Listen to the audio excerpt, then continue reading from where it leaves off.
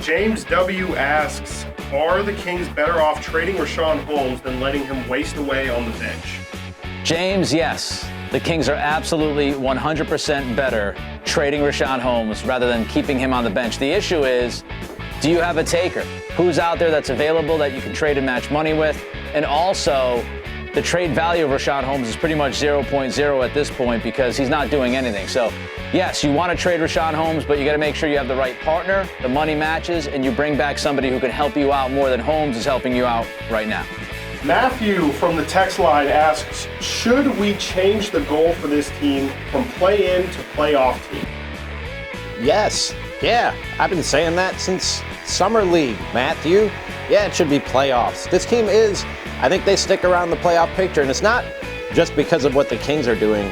The landscape and the picture of the Western Conference has changed. I'm not going to go through every single team with you, but if you look at it, there aren't a lot of teams behind the Kings that you look at and you go, oh, they're going to figure it out and turn it around. And I don't think the teams ahead of them are necessarily, not all of them. I'm not saying the Kings are the best team in the Western Conference, but not everybody ahead of them is out of reach. I think the Kings stay in the mix for the top 5, top 6, maybe even top 4 teams in the Western Conference.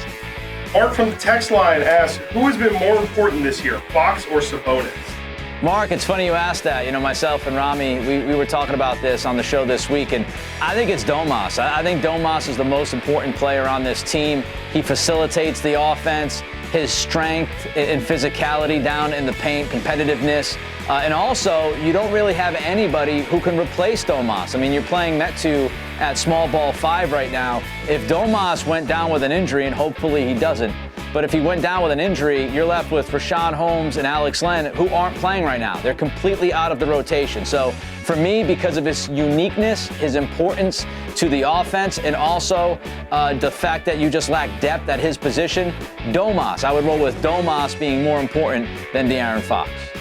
Robert asks, is it too early to say the Kings should have taken Benedict Mathurin or Jaden Ivey over Keegan Murray in the draft?